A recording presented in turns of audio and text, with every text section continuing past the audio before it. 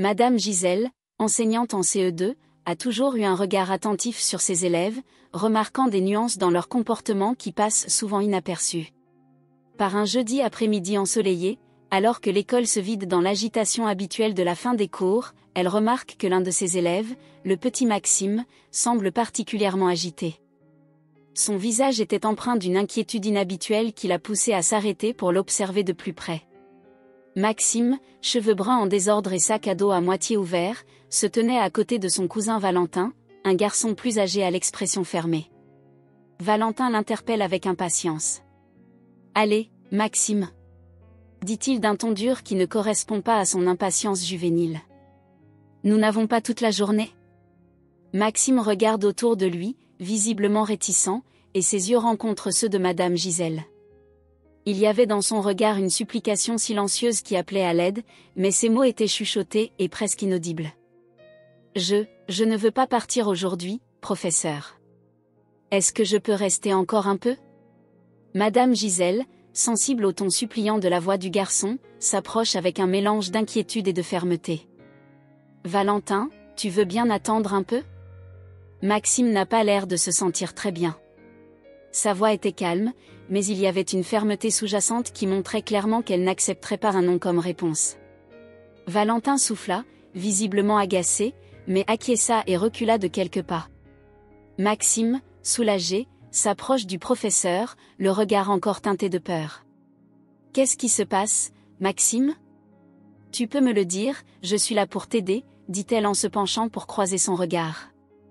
Maxime hésite, se mord la lèvre inférieure, visiblement troublé. L'enseignante lui pose une main rassurante sur l'épaule, l'encourageant à partager ce qui le préoccupe. Elle sait alors qu'il se passe quelque chose de plus grave et qu'il est essentiel de comprendre l'origine de la détresse de Maxime pour pouvoir l'aider correctement. Après quelques minutes de conversation discrète avec Maxime à l'école, Madame Gisèle décide de suivre discrètement le garçon et son cousin Valentin jusqu'à leur domicile. L'après-midi commençait à laisser place au crépuscule et les rues se remplissaient d'ombres qui s'allongeaient tandis qu'elle se tenait à bonne distance. Son cœur battait avec un mélange d'anxiété et de détermination alors qu'ils approchaient de la maison de Maxime. Alors qu'ils tournaient dans une rue plus étroite et moins bien entretenue, elle remarqua la maison au bout de la rue, un bâtiment usé par le temps, aux fenêtres poussiéreuses et à la peinture écaillée, qui témoignait d'une certaine négligence. La clôture en bois était tordue et le petit jardin devant la maison était envahi par les mauvaises herbes. Ce n'était pas l'endroit que j'avais imaginé pour faire grandir un enfant. Valentin ouvrit la porte avec une clé et poussa Maxime à l'intérieur, jetant un coup d'œil rapide avant d'entrer et de refermer la porte. Madame Gisèle, profitant du couvert des arbres, s'est approchée de la fenêtre latérale pour jeter un coup d'œil. Ce qu'elle a vu l'a complètement horrifiée. À l'intérieur de la pièce, deux adultes, apparemment ivres, se criaient dessus, ignorant totalement la présence des enfants. Des odeurs d'alcool et de fumée s'échappent par les interstices de la fenêtre et un chien maigre se recroqueville dans un coin en grelottant. Au milieu de ce chaos, Maxime tente de se faire tout petit en se cachant derrière un fauteuil usé. « Je ne veux pas que tu te mêles de mes affaires !» hurle l'homme à la femme, qui réplique avec la même férocité. Maxime, remarquant l'enseignante à la fenêtre, fait un signe discret, ses yeux implorant de l'aide. Madame Gisèle, retenant ses larmes, sait qu'elle ne peut pas laisser cette situation perdurer. Elle sort son téléphone portable de sa poche, prête à appeler la police, lorsqu'elle entend Valentin dire d'un ton menaçant à Maxime. « Tais-toi et n'attire pas l'attention sur toi.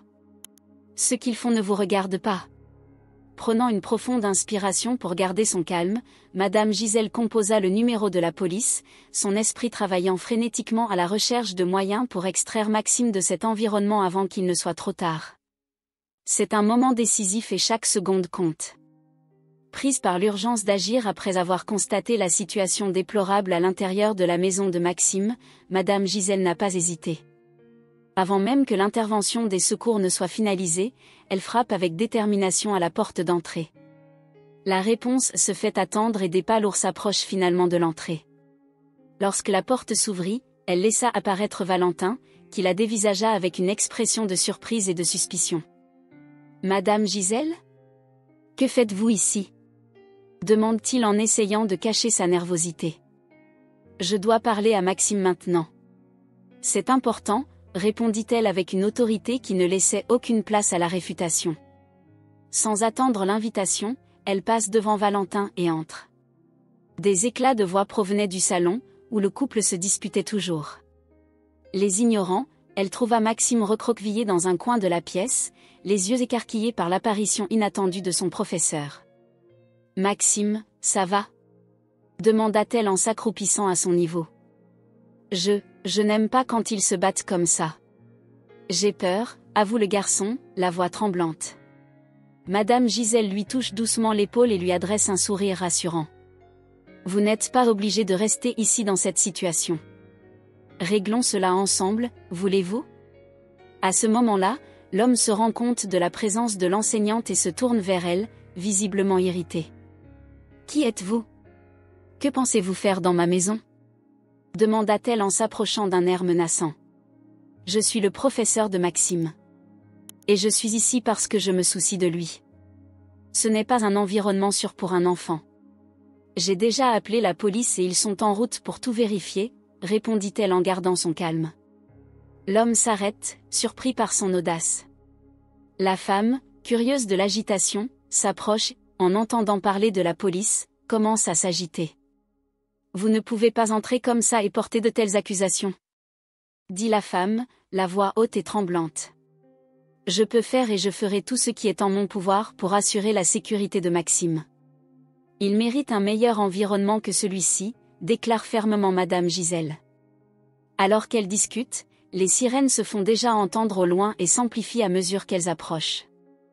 L'enseignante tient la main de Maxime, se préparant à ce qui va suivre, sachant qu'elle a entamé un combat crucial pour sauver son élève d'une réalité cruelle. Avec l'arrivée de la police au domicile de Maxime, la situation devient plus urgente. Madame Gisèle, tenant fermement la main de Maxime, explique rapidement la situation aux policiers qui entrent. Ceux-ci écoutent attentivement, leur regard professionnel évaluant rapidement l'atmosphère tumultueuse. Madame Gisèle sait qu'il est essentiel de traiter le cas de Maxime avec tout le sérieux nécessaire. Nous devons nous assurer qu'il est en sécurité, insiste-t-elle en regardant Maxime d'un air inquiet. Il ne peut pas rester ici. L'un des policiers, un grand homme à la voix apaisante, s'accroupit à la hauteur de Maxime. « Voulez-vous venir avec nous ? Nous ferons en sorte que tu restes en sécurité ce soir, » lui demanda-t-il gentiment. Maxime, encore visiblement effrayé, acquiesce en serrant la main de son professeur. « Je veux aller avec Madame Gisèle. Elle s'occupera de moi. » Les policiers acquiescent et promettent de suivre personnellement l'affaire. Pendant ce temps, Madame Gisèle appelle le directeur de l'école et le service de protection de l'enfance, détaillant la situation et demandant un soutien immédiat.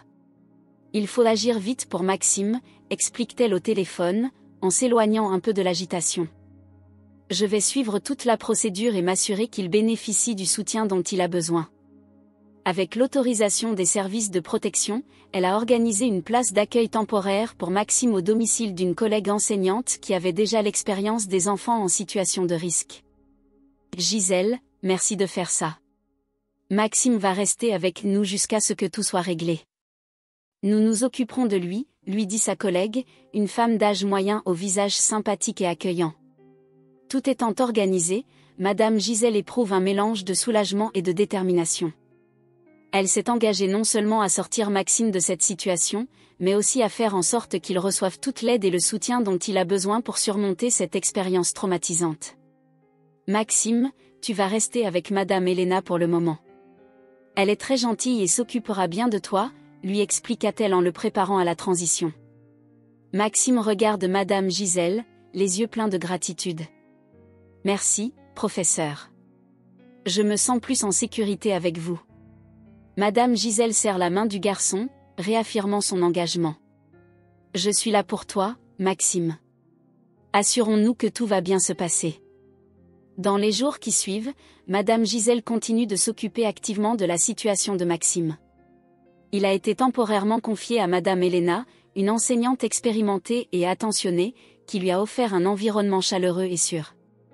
Pendant ce temps, Madame Gisèle travaillait sans relâche en coulisses, assurant la coordination avec les travailleurs sociaux et veillant à ce que toutes les procédures nécessaires soient suivies pour trouver une solution à long terme pour Maxime. Lors d'une réunion avec les travailleurs sociaux, l'enseignante a exprimé son inquiétude et son engagement pour le bien-être de Maxime. Il est essentiel que nous trouvions une solution stable et aimante pour lui. Maxime est un garçon brillant et attentionné qui n'a besoin que d'un environnement favorable pour s'épanouir, a-t-elle déclaré avec conviction. Les travailleurs sociaux sont d'accord et louent le dévouement de Madame Gisèle. Votre intervention a été fondamentale, Madame Gisèle. Nous nous efforçons de trouver le meilleur placement pour Maxime, peut-être même un foyer d'accueil si c'est l'idéal, a déclaré l'un des soignants. Au fur et à mesure que le processus progressait, Madame Gisèle a également organisé des séances de thérapie pour Maxime afin de l'aider à assimiler ses expériences. Au cours de ces séances, il a commencé à s'ouvrir davantage, à exprimer ses sentiments et ses craintes. Je me sens un peu mieux, avoue Maxime lors d'une séance, en regardant Madame Gisèle qui l'accompagne. Madame Elena est gentille et j'aime bien être avec elle. Je suis très heureuse de l'apprendre, Maxime. Et n'oublie pas que je suis toujours là pour toi, lui répond-elle en lui adressant un sourire encourageant. Au fil du temps, la situation de Maxime s'est stabilisée. Madame Gisèle a continué à lui rendre visite régulièrement, veillant à ce qu'il se sente soutenu et en sécurité dans sa nouvelle vie. Lorsqu'une famille adoptive a finalement été trouvée, Madame Gisèle était là pour le soutenir pendant la transition. Maxime, c'est un grand changement, mais je suis sûre que tu seras très heureux ici, dit-elle en lui tenant la main alors qu'il marche vers la maison de sa nouvelle famille. Maxime regarde son professeur, un mélange de nervosité et d'espoir dans les yeux. Merci pour tout, professeur. Je ne sais pas ce que je ferais sans toi. J'ai toujours cru en toi, Maxime, et je serai toujours là pour toi, quoi qu'il arrive, lui a-t-elle répondu en le serrant dans ses bras, lui promettant un avenir meilleur.